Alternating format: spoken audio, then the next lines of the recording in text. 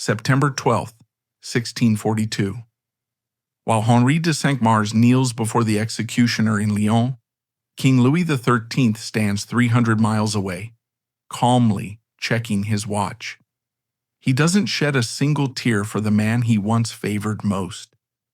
Their relationship was an open secret, a king who couldn't stand the touch of women, and a young man who weaponized that desire to climb to the pinnacle of power.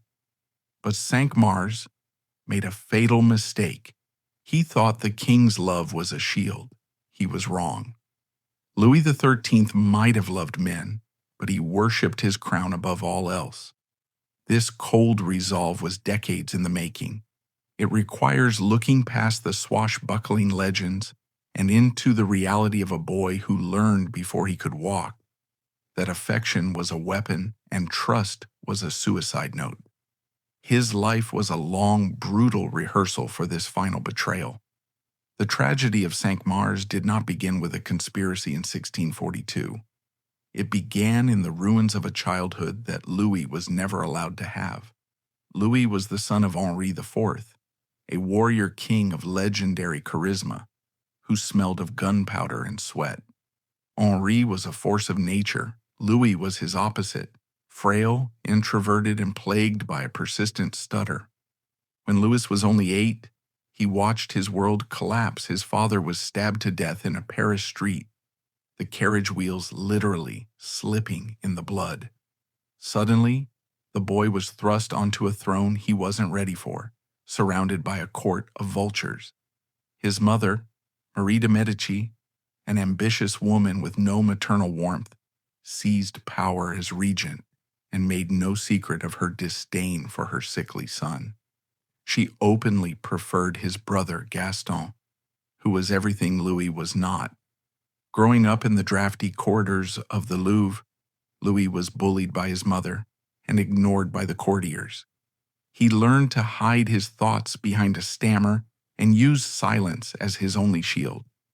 Most importantly, he learned that women, personified by his domineering mother, were dangerous, unpredictable creatures who sought only to control him.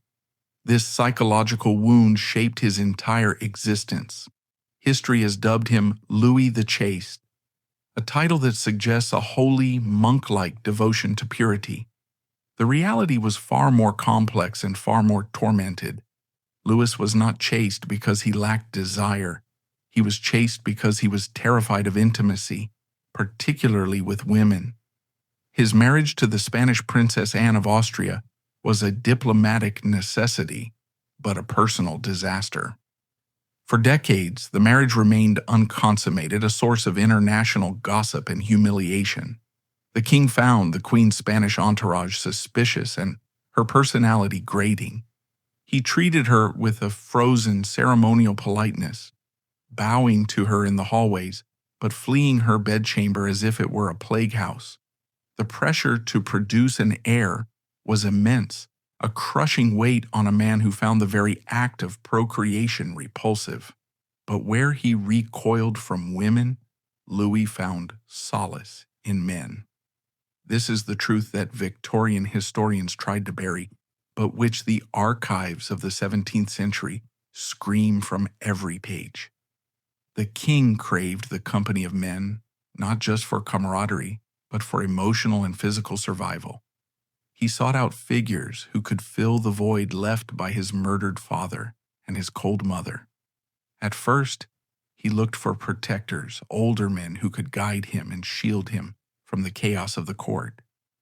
The first of these was the Duc de Luynes, a falconer who rose to become the most powerful man in France simply because he made the king feel safe. When Luynes died of fever, the king's grief was so violent, so all-consuming that fears were held for his sanity. He did not just lose a minister, he lost the anchor of his emotional life. As Louis grew older, the dynamic shifted. He no longer sought father figures. He sought mirrors. He became obsessed with young men who possessed the qualities he felt he lacked: physical beauty, easy confidence, athletic grace, and a certain reckless arrogance. He wanted to possess their vitality, to absorb it through proximity. The court, a snake pit of gossip and observation, noticed this immediately. Ambassadors wrote back to Rome, London, and Madrid detailing the king's intense attachments. They described how the king would spend hours in private with his favorites, how he would obsess over their clothes, their health, their whereabouts. He was a jealous, suffocating lover, demanding total devotion in exchange for royal favor. These relationships were intense, emotional marriages, played out in the semi-public theater of the court. However, in the France of the 1630s, there was a power greater than the king's heart, a shadow that stretched across the entire kingdom. That shadow belonged to Armand Jean Duplessis, the Cardinal Richelieu. To tell the story of Louis and Cinq-Mars, one must understand the colossal, suffocating presence of Richelieu. He was the Red Eminence, a man of terrifying intellect and iron will, who served as the king's first minister. The relationship between Louis XIII and Richelieu is one of the most fascinating psychological duets in history. They were not friends. In many ways, they hated each other. Louis resented Richelieu's brilliance, his dominance, and the fact that he needed him. Richelieu, for his part, viewed the king as a difficult, moody child who had to be managed for the good of the state. But they were bound together by a shared obsession, the greatness of France. They were codependent partners in the construction of absolutism. Richelieu provided the brain, the strategy, and the ruthless execution. Louis provided the bloodline, the divine authority, and the signature. Together they waged a brutal war against the Huguenots at home and the Habsburgs abroad. They taxed the peasantry into starvation to pay for armies. They crushed the nobility's rebellions with the executioner's axe. By the late 1630s, France was a pressure cooker of misery and glory. The war with Spain was dragging on, the treasury was empty, and the people were eating grass to survive. Richelieu was the most hated man in Europe, blamed for every famine and every death. While Richelieu's body was a failing vessel, ravaged by osteomyelitis and abscesses that made every breath a battle, his mind remained a razor-sharp instrument of state. It was in this atmosphere of exhaustion and decay that the stage was set for the final tragedy. The king was lonely. His previous favorite, the gentle and pious Mademoiselle de Lafayette, had fled to a convent, driven away by Richelieu's machinations. Louis was sinking into one of his black depressions, spending his days hunting in the rain, refusing to speak, his temper brittle and dangerous. Richelieu, ever the pragmatist, realized that the king needed a distraction. The cardinal knew that a lonely king was a dangerous king. If left to his own devices, Louis might start listening to the other factions at court, the ones who wanted peace with Spain and the cardinal's head on a spike. Richelieu needed to place someone in the king's immediate orbit, someone he could control, someone who would keep the king happy and occupied while the cardinal ran the war. He looked around his own household and his eyes landed on the son of an old friend. The boy was Henri Coiffier de Rouzay. He was the second son of the Marquis de Fiat, a marshal of France who had served Richelieu loyally. The boy was 19 years old. He was tall, with a mane of dark curls, heavy-lidded eyes, and a pouty, sensual mouth. He was well-bred, athletic, and fashionable, but he was also known to be somewhat shallow, vain, and easily manipulated. To Richelieu, he seemed perfect. He was a beautiful empty vessel. The cardinal believed he could fill that vessel with his own instructions. He would introduce the boy to the king, spark a romance, and use the boy as a conduit to whisper the cardinal's policies into the royal ear during the intimate hours of the night. It was a classic spy master's gambit, a honey trap set by a minister for his own monarch. Richelieu brought the young Cinq-Mars to court in 1639. The introduction was casual, a calculated accident. The king initially was indifferent. He was tired, his health was failing, and he had grown wary of new faces. He looked at the preening 19-year-old and saw just another court fop. But Richelieu persisted. He pushed the boy forward, ensuring he was at the hunts, at the dinners, in the salons where the king spent his evenings. And slowly, the trap began to work. But it worked too well. It worked with a ferocity that Richelieu, for all his genius, had failed to predict. He had forgotten the intensity of the king's emotional starvation. When Louis finally looked at Cinq-Mars and decided to let him in, it was not a gentle opening of the door, it was a dam breaking. The king fell in love with a violence that shocked the court. Within weeks, the sullen, silent Louis was transformed. He began to dote on the boy with embarrassing openness. He moved Cinq-Mars into the Louvre, dismissing other courtiers to make room. He showered him with gifts, horses, jewels, clothes, and titles. He appointed him Grand Master of the Wardrobe, and eventually the Grand Écuyer of France, the Master of the Horse. This title carried with it the honorific Monsieur le Grand, giving the boy a status that rivaled the princes of the blood. The king's days began to revolve entirely around Monsieur le Grand. Historical accounts from the period, particularly the biting, observant diaries of Tallemant des Rio, give us a window into this obsession. We see a king who acts like a lovesick teenager. At state dinners, Louis would ignore the foreign ambassadors to gaze at Cinq-Mars. He would pick the choicest pieces of meat from his own plate and feed them to the boy by hand. When Cinq-Mars was away, even for a few hours, the king would fall into a despondent gloom, pacing the halls, demanding to know when he would return. They wrote to each other constantly, notes filled with the petulant, demanding language of a lover who fears abandonment. The king called him cher ami and enfant, blending the roles of father and lover into a confusing, suffocating knot. But it was the nights that signaled the true depth of the change.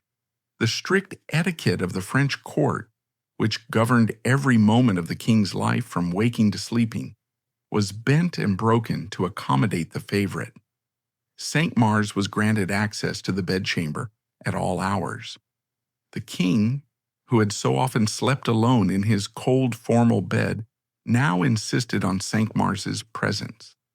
The intimacy was physical and profound. The king, plagued by insomnia and night terrors, found peace only when the young man was near. He sought solace in the quiet intimacy of their private hours, finding in the young man's presence a rare sensory refuge from the cold, clinical world of the Louvre. It was a relationship of tactility in a world of rigid separation. For Louis, who had been touched only by doctors and dressers, the warmth of another human body was a revelation. He was happy. For the first time in 20 years, the gloom of the hunting lodges lifted. However, the boy at the center of this storm was not the malleable puppet Richelieu had imagined. Cinq-Mars was young, yes, but he was also possessed of a breathtaking narcissism. He had arrived at court expecting to be a minor player, and suddenly found himself the most powerful man in the king's personal world. The power went to his head like cheap wine. He looked at the aging, sickly king and saw not a monarch to be served, but a desperate old man to be exploited. He looked at Richelieu, his patron, and saw not a master to be obeyed, but an obstacle to be removed. Cinq-Mars had no interest in being a spy for the cardinal. He wanted to be the cardinal. He looked at the red robe and imagined himself wearing it, or at least wielding the power it represented. The tragedy began to take shape in the clash between the king's suffocating love and the favorite's growing ambition. Louis wanted a companion who would sit by the fire and listened to him complain about his health and his armies. Cinq-Mars wanted to be out in Paris, gambling, drinking, and chasing women. He was, after all, a 19-year-old boy with the world at his feet. He began to resent the king's demands on his time. He found the king's affection cloying and pathetic. He would snap at Louis in public, rolling his eyes when the king spoke. He would arrive late to the king's bedchamber, smelling of wine and other amusements, indifferent to the monarch who had been waiting for him for hours. In any other reign, such insolence would have resulted in immediate exile. But Louis was hooked. The more Cinq-Mars pulled away, the more the king clung to him. It was a classic toxic dynamic. Louis became the pursuer, begging for scraps of affection, while Cinq-Mars became the cruel withholder, dispensing kindness only when he wanted something. And what he wanted increasingly was political power. He began to test the waters. He started to criticize Richelieu in front of the king. He mocked the cardinal's gait, his rasping voice, his tyrannical control over the government. At first, Louis scolded him. Richelieu was the pillar of the state. He was untouchable.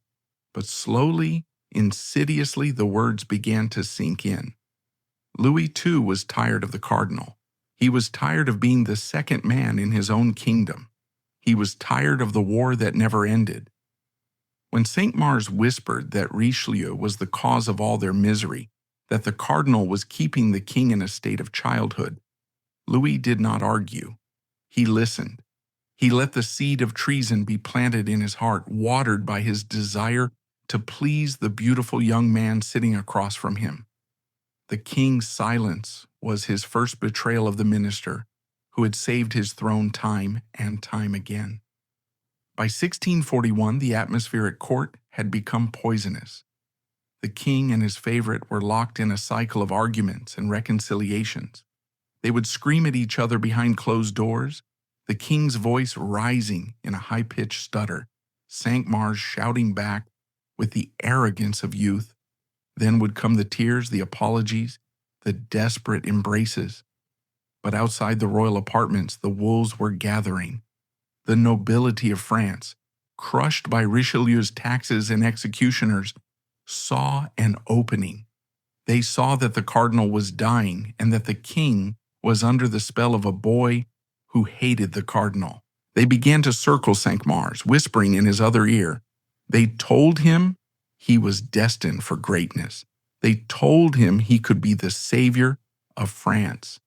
They told him that if he struck now, he could remove Richelieu, take his place as first minister, and rule alongside the king in a golden age of peace. It was a heady fantasy for a 21-year-old. Cinq-Mars began to believe his own legend. He forgot that he was merely a favorite, a creature of the king's whim. He began to see himself as a statesman, and so the boy who had been brought to court to keep the king distracted began to plot the overthrow of the government.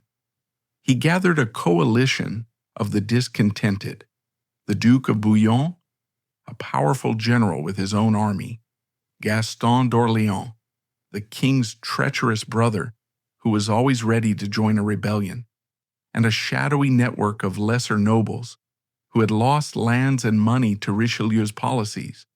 But a coup requires more than just angry men. It requires steel and silver. It requires an army. And here Cinq-Mars made the fatal calculation that would turn a court intrigue into high treason. He realized that the French conspirators did not have enough troops to challenge Richelieu's royal guards. They needed external help. They needed a foreign power to intervene. And in 1641, there was only one power capable of challenging France: the Empire of Spain. The irony was staggering. Louis XIII had spent his entire reign fighting Spain.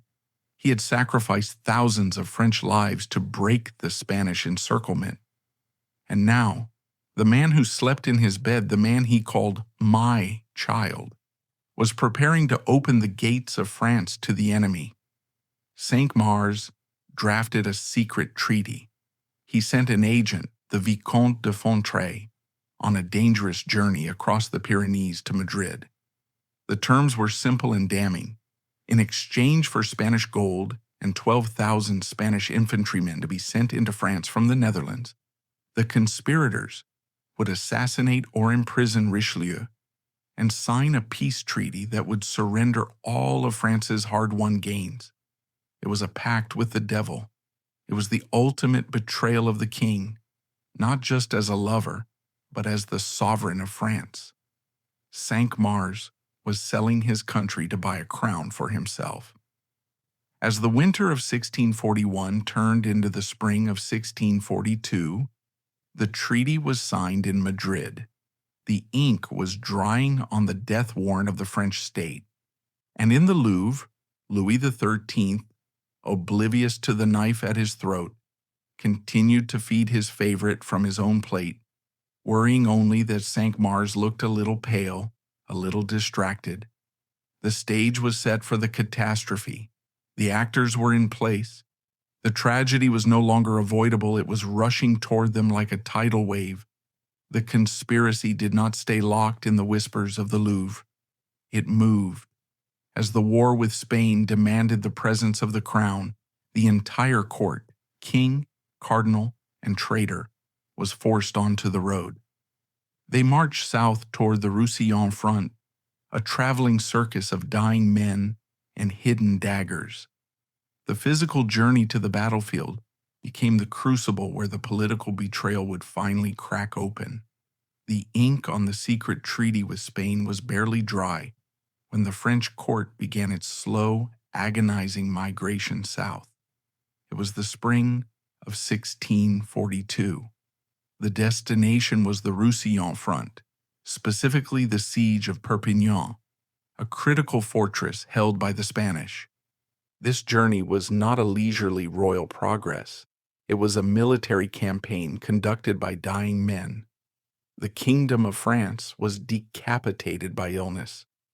King Louis XIII was suffering from a severe intestinal tuberculosis that left him emaciated and constantly feverish. And yet, the war machine demanded their presence. They moved toward the Spanish border like a funeral procession. The roads were washed out by spring rains. The carriages bogged down in mud. For Louis, this campaign was a duty. For Richelieu, it was a necessity to ensure the generals obeyed orders. For Cinq-Mars, it was the countdown to a coup. He traveled with the king, riding beside the royal carriage or sitting inside, whispering his poison. He knew that the treaty signed in Madrid promised 12,000 Spanish veteran troops. He knew that the Duke of Bouillon, commanding the French army in Italy, was ready to turn his coat. He knew that Gaston d'Orléans, the king's brother, was waiting for the signal. All they needed was for Richelieu to die, or for the king to finally snap and dismiss him. The atmosphere in the royal camp at Narbonne was toxic. The heat of the south arrived early, baking the marshes and turning the air into a soup of mosquitoes and bad smells. The king and the cardinal were housed in separate quarters, communicating through messengers. This physical distance was exactly what Cinq-Mars had hoped for. With Richelieu confined to his bed, moaning in pain and drugged with laudanum, the favorite had the king to himself. Cinq-Mars grew reckless. He began to behave not as a conspirator, but as a victor who had already won. He treated the generals with disdain. He intercepted the king's mail. He openly bragged to his friends that the Red Tyrant was finished. He urged Louis daily to dismiss the cardinal. "He is a dead weight," Cinq-Mars would say. "He drags you down. Let him die in peace and take your power back." Louis wavered. This is the most critical and damning period of the king's psychology. He did not defend Richelieu. He listened. He nodded. He allowed Cinq-Mars to abuse the first minister in his presence. There is evidence that Louis even complained about Richelieu's arrogance, feeding Cinq-Mars's delusion that the king was ready to sanction the coup. The king was tired. He was in pain. He wanted the nagging to stop. If agreeing with his lover bought him a few hours of peace, he agreed. He did not explicitly say, "Kill the cardinal," but he did not say, "Stop." In the language of absolute power, silence is permission. But Cinq-Mars had made a fatal error. He assumed Richelieu's physical collapse meant mental abdication. He forgot that the cardinal had built the most sophisticated intelligence network in Europe. Richelieu's spies were everywhere, in the army camps, in the Queen's solar, in the postal relays, and in the Spanish court itself. The cardinal knew there was a plot. He smelled it. He knew Gaston d'Orléans was agitated. He knew the Duke of Bouillon was moving his troops strangely. But he needed proof. He needed the paper. The breakthrough came in June. The precise details of how Richelieu obtained the copy of the Spanish treaty remain one of the great shadows of French history. But the prevailing theory is simple and brutal: money. The conspirators had used a messenger to carry the document back from Madrid. Richelieu's agents intercepted the courier, or perhaps bribed a secretary within the Spanish embassy. However it happened, the result was a thunderbolt. A packet arrived at Richelieu's bedside in Tarascon, where he had been moved for his health. The cardinal opened the seal. His eyes, sunken and rimmed with red, scanned the text. It was all there. Article 1, Spanish troops to invade France. Article 2, the fortress of Sedan to be used as a base of operations against the French crown. Article 3, peace to be made on Spain's terms. And at the bottom, the names: Gaston d'Orléans, the Duke of Bouillon, and Henri Coiffier de Rouzay, Marquis de Cinq-Mars. This was not just a plot to change ministers. This was high treason. This was a blueprint for civil war and foreign invasion. It negated 20 years of Richelieu's life and 20 years of French blood spilled on the battlefield. Richelieu did not panic. He did not gloat. He simply acted. He wrote a letter to the king. It was not a plea. It was an indictment. He attached the copy of the treaty. He did not send a courtier to deliver it. He sent his most trusted secretary, Chavigny, a man who terrified the court almost as much as the cardinal did. At this moment, Louis was in Narbonne, suffering from a flare-up of his intestinal ulcers. He was weak, irritable, and depressed. Cinq-Mars was with him, still playing the role of the devoted nurse, wiping the king's brow while mentally measuring him for a coffin. When Chavigny arrived, the atmosphere shifted instantly. The secretary demanded a private audience. Cinq-Mars tried to block it. Chavigny pushed past him. The door closed. Inside the king's chamber, the world tilted. Chavigny handed Louis the document. The king read, "We must strip away the sentimental idea that Louis was heartbroken. He was not heartbroken, he was humiliated. And then he was terrified." Louis XIII was a man who compartmentalized his life. There was his personal life, where he craved affection, and there was his political life, where he was the lieutenant of God on earth. For years, he had allowed these two worlds to bleed into each other. He had allowed his lover to play at politics. Now he looked at the paper and saw that his lover had sold the kingdom. The betrayal was total. Cinq-Mars had not just plotted against Richelieu, he had plotted with Philip IV of Spain. He had invited the enemy to march on Paris. For a king who defined himself by his struggle against the Habsburgs, this was the ultimate heresy. It proved that Cinq-Mars did not love him. You do not sell the land of the man you love to his enemies. The illusion of the romance evaporated instantly, leaving only the cold, hard rock of statecraft. Louis looked up at Chavigny. The stammer was gone. The hesitation was gone. The king asked one question: "Is this authentic?" Chavigny confirmed it. The king did not hesitate. He picked up a quill and signed the order. It was an order for the arrest of the Marquis de Cinq-Mars.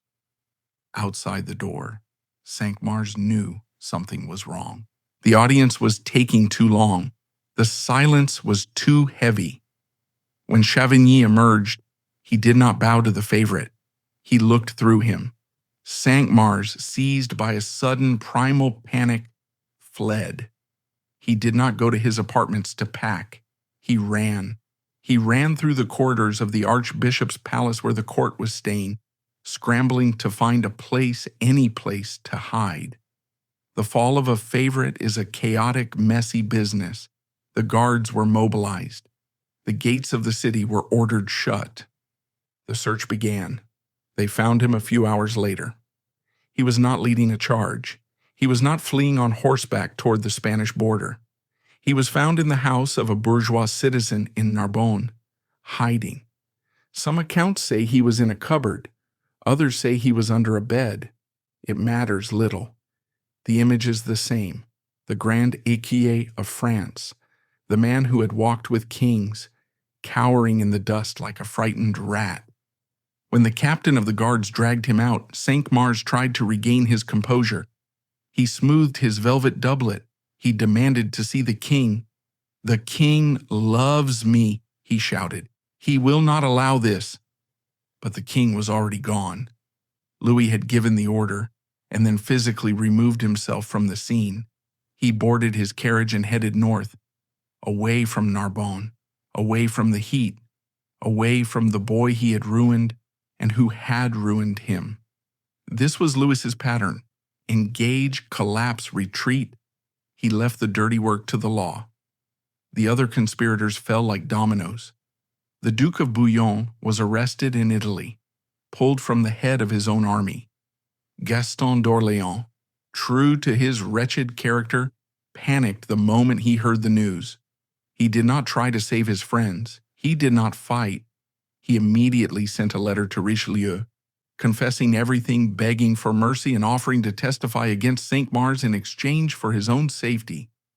It was a grotesque display of cowardice, but it was effective. The king's brother was untouchable by the axe. He provided the final nail in Cinq-Mars's coffin. Now began the slow procession of justice, and it is here that we witness one of the most surreal spectacles of the 17th century. Richelieu was too ill to ride a horse or endure the shaking of a carriage, but he had to return to Paris to oversee the transition of power and the trial. So his engineers constructed a room. It was a small wooden chamber lined with crimson velvet, large enough to hold his bed, a table, and a secretary. This room was placed on a barge to travel up the Rhône River. Behind the cardinal's barge, tied by a thick rope, was another boat. In this boat, guarded by musketeers, sat Cinq-Mars and his friend François de Thou, who had been arrested for knowing about the plot and failing to report it. The symbolism was brutal and deliberate. The dying cardinal, lying in his purple bed, literally towing his enemies behind him against the current. Crowds gathered on the riverbanks to watch this floating funeral cortege. They saw the red eminence, half corpse, half god, dragging the fallen idols of the court toward their doom. For Cinq-Mars, the journey was a psychological torture. He sat on the deck watching the water churn, watching the purple barge ahead. He was cut off from the world. He had no access to the king. He wrote letters, desperate, scribbled notes begging Louis to remember their nights together, their secrets, their vows. "I am your creature," he wrote. "I did nothing but what I thought would serve you." The letters were intercepted. Richelieu read them, filed them, and ignored them. Louis never saw them, or if he did, he burned them.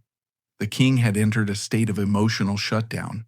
He was focused entirely on his health and his religious devotions.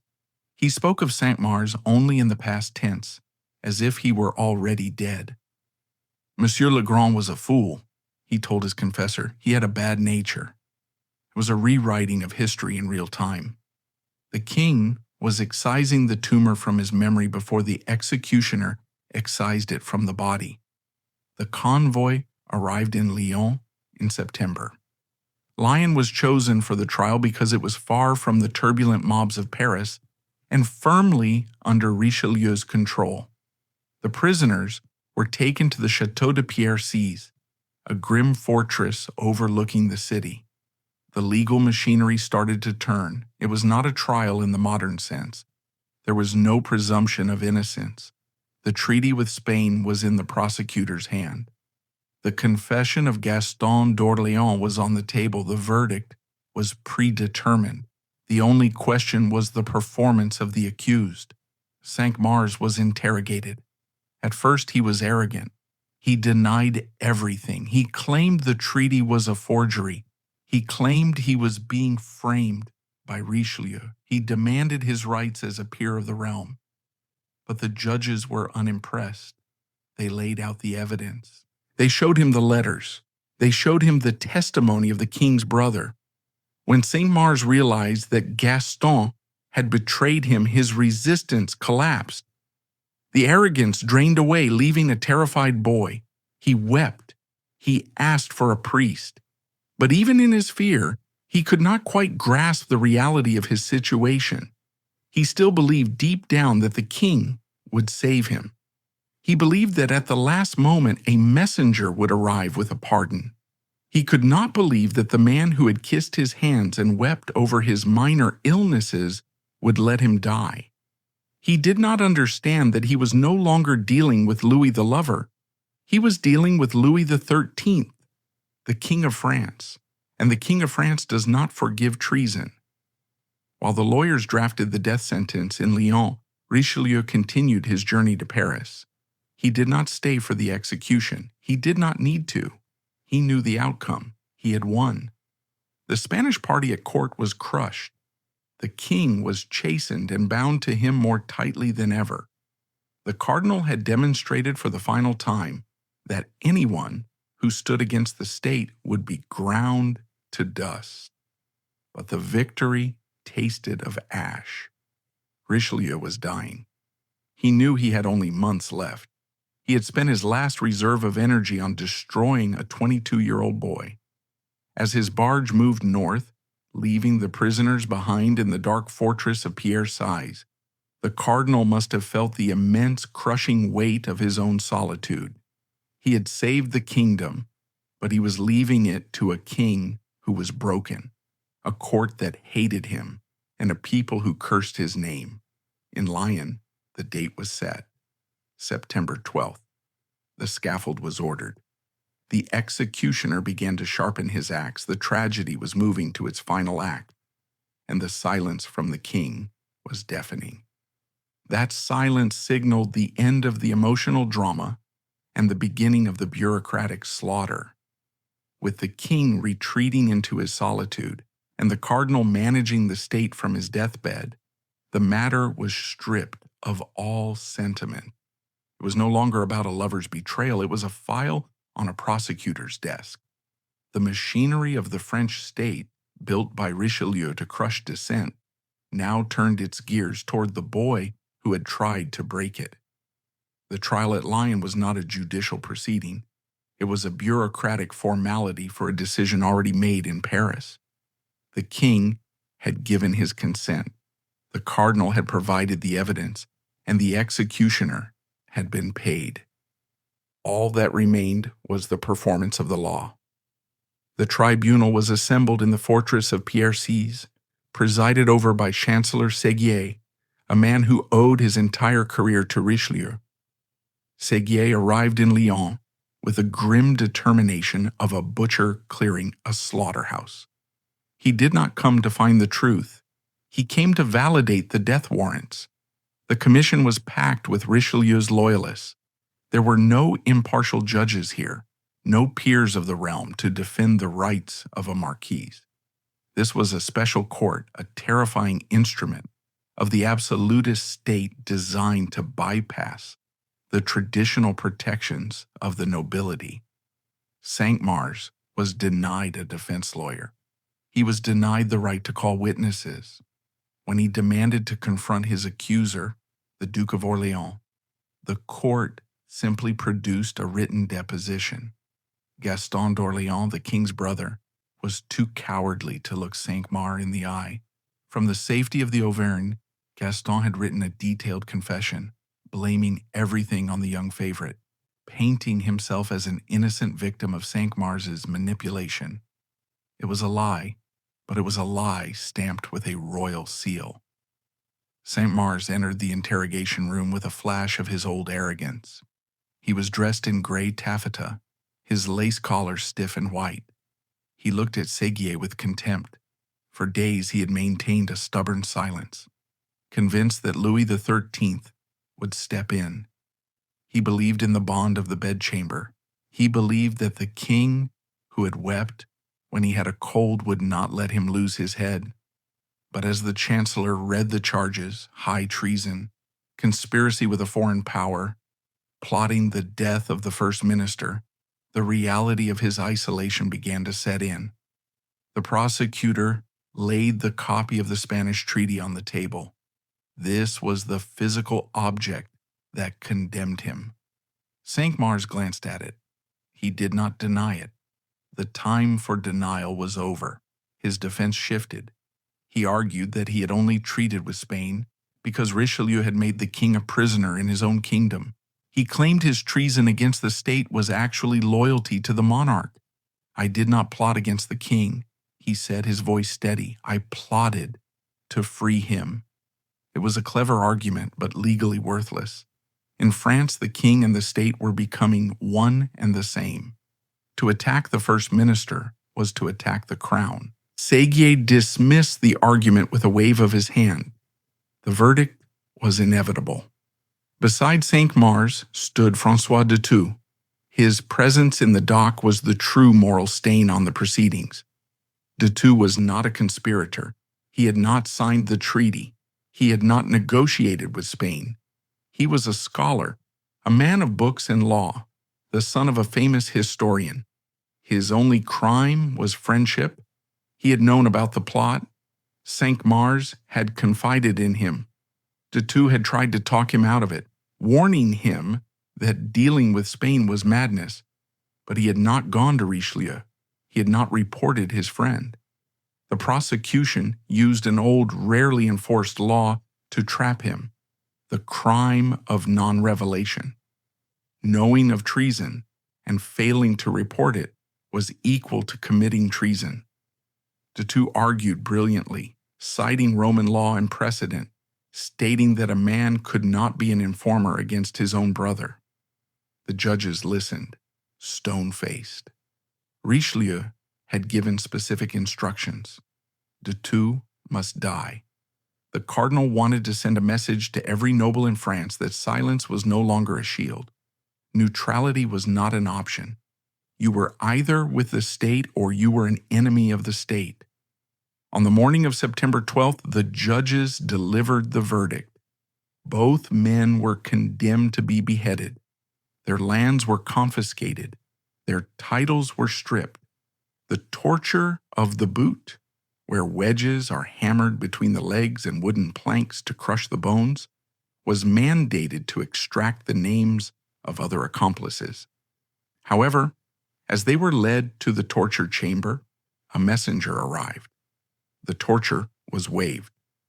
Richelieu knew all the names already. He saw no point in mangling the men he was about to kill. It was a rare mercy, or perhaps just a sign of the cardinal's impatience. He wanted this finished. The last hours of Cinq-Mars were a strange mix of vanity and stoicism. Back in his cell, he ordered a final meal. He ate with appetite. He spent an hour choosing his clothes for the scaffold. He selected a suit of dark brown Dutch cloth covered in gold lace, a scarlet cloak, and a black hat with a diamond buckle. He wanted to look like a king in his final moments. He wrote a letter to his mother apologizing for the ruin he had brought upon the family name. But there is no record of a final letter to Louis. He knew finally that the king was unreachable. De Thou spent his time in prayer. He embraced his fate with the serenity of a martyr. When the guards came to collect them, De Thou turned to Cinq-Mars and said, "Monsieur, I'm happy to die with you. but I regret that I could not save you." Cinq-Mars for the first time seemed shaken. He embraced his friend. "I have dragged you into this abyss," he admitted. It was the only moment of genuine guilt the young narcissist ever showed. They were led out of the fortress at noon. A carriage waited to take them to the Place des Terreaux. The streets of Lyon were packed. Soldiers from the Queen's regiment lined the route, pikes held high. The crowd was silent. There was no cheering, no jeering. The people of Lyon understood the gravity of what they were watching. This was the end of an era. In the carriage, Cinq-Mars chatted with his confessor, Father Malavet. He seemed detached, almost manic. He asked if he looked pale. He adjusted his collar. He waved to a woman he recognized in the crowd. It was a performance. He was terrified, but his pride was stronger than his fear. He would not give Richelieu the satisfaction of seeing him tremble. The carriage stopped. The scaffold loomed above the sea of heads. It was a high platform, draped in black. 2 blocks stood ready. The executioner, a man named Petit, waited. He was not the royal executioner from Paris. He was a local porter who had been conscripted for the job because the professional was ill. Petit was nervous. He had never beheaded a noble before. His hands were shaking. Cinq-Mars stepped out first. He moved with the grace of a dancer. He mounted the ladder without hesitation. When he reached the platform, he took off his hat and bowed to the crowd. He unbuttoned his doublet, revealing a silk shirt. He refused to have his eyes bound. He wanted to see the blow coming. He looked at the block. It was merely a log of wood, low to the ground. "Is this how it is done?" he asked. "Must I lower myself so far?" Even at the end, the physical act of submission offended him. He knelt. He placed his neck on the wood. He wrapped his arms around the block to steady himself. He shouted, "Strike!" The blow was a disaster. Petit, trembling, struck too high. The axe bit into the back of Cinq-Mars' skull but did not sever the neck. The crowd screamed. Cinq-Mars let out a terrible groan, his body convulsing. Petit struck again, and again. It took 3 blows to separate the head from the body. The Grand Écuyer, the king's beloved, was butchered like livestock. De Thou was next. He had watched his friend die. He stepped forward, his face wet with tears, not of fear, but of pity. He kissed the blood-soaked block. "This is the altar of my salvation," he said. He knelt. Petit, perhaps sobered by the horror of the first execution, was more precise. 1 blow ended the life of the innocent scholar. The bodies were stripped and wrapped in coarse sheets. The heads were not displayed on spikes. Richelieu did not need to be gratuitous. The point had been made. They were buried that evening in the cemetery of the Dame de Saint-Pierre. No monument was raised. While the blood was being scrubbed from the planks in Lyon, the king was at the Château de Saint-Germain. The timing was synchronized. He knew when the axe fell. His reaction has been debated by historians for centuries, but the most reliable accounts paint a picture of chilling normalcy. He did not lock himself in his room. He did not fast. He sat in his cabinet, surrounded by his dogs. He looked at the time. "Monsieur Legrand has passed a bad time," he said. That was the eulogy. A bad time. Not a tragedy, not a heartbreak, but a temporary unpleasantness. Louis XIII then returned to his business. He began to draft orders for the distribution of Cinq-Mars's apartments. He gave the Grand Écuyers titles to other men.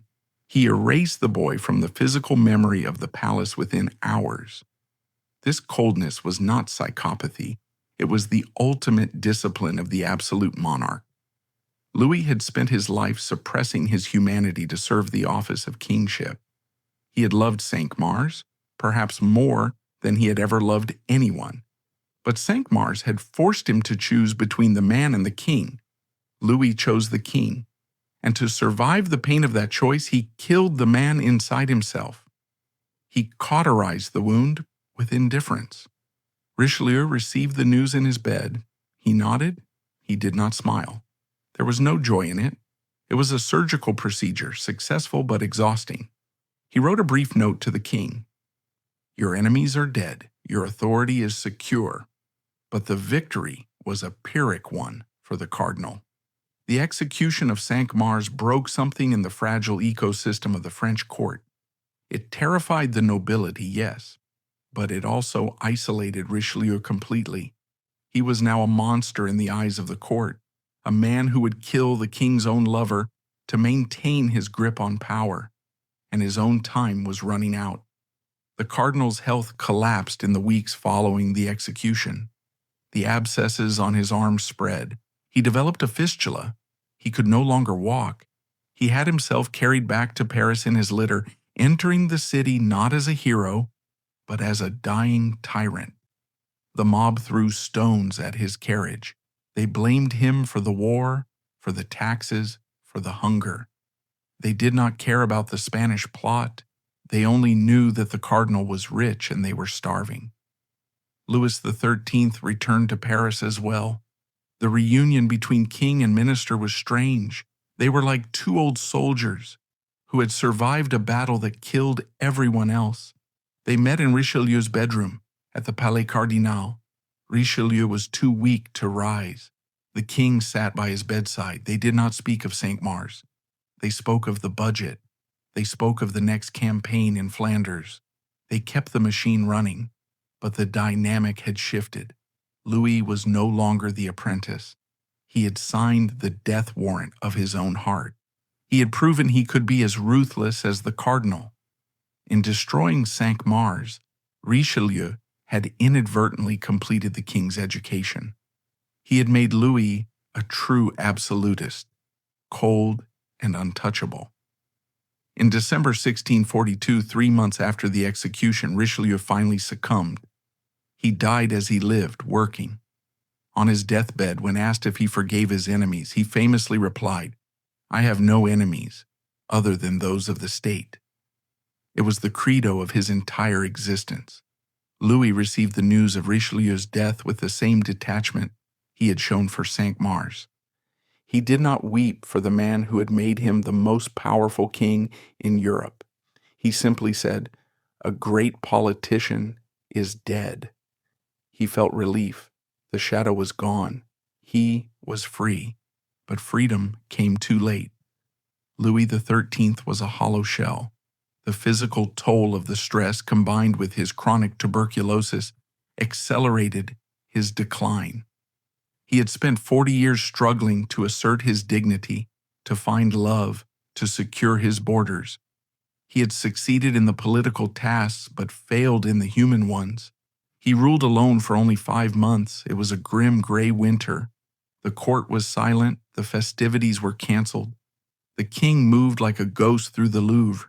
He spent his time composing music, melancholy polyphonic lute songs that reflected his inner desolation. He prepared his 4-year-old son, the future Louis XIV, for the throne. He told the boy not to trust favorites. He told him to keep his own counsel. He passed on the lessons of his trauma. In May 1643, Louis XIII lay on his own deathbed. His doctors had bled him, purged him, and tortured him with their medieval cures. But the end was inevitable. He was 41 years old, but he looked 60. His body was skeletal. As he lay dying, he reportedly saw a vision. He did not see angels. He did not see the Virgin Mary. Witnesses say he looked towards the foot of the bed and whispered the name of the traitor. Cinq-Mars, he murmured. Was it regret? Was it fear?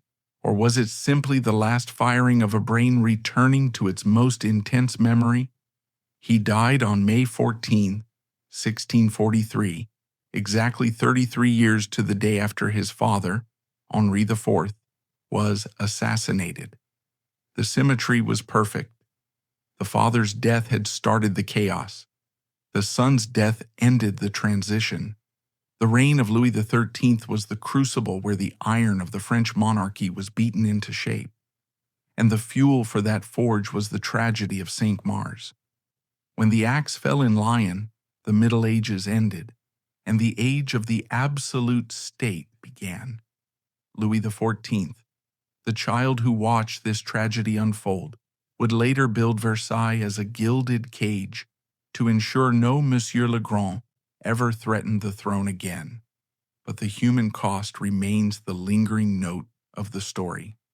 The saga of Louis XIII and Henri de Cinq-Mars is a brutal lesson on the incompatibility of absolute power and human connection. To be an absolute monarch is to be absolutely alone. Louis tried to defy this law of political physics, to have both the crown and the companion, and he failed. When we look back at September 12, 1642, we should not see a romantic tragedy of star-crossed lovers. We should see the brutal machinery of the state crushing the human spirit. We see a king checking his watch, waiting for the sound of the axe, knowing that with every tick of the second hand, he is becoming more powerful and less human. The head of the favorite fell into the basket, and with it fell the last vestige of the king's heart. France moved forward, cold, efficient, and invincible, leaving the memory of a jasmine-scented boy to rot in the history books, a beautiful, foolish warning to anyone who dares to mix love with the business of kings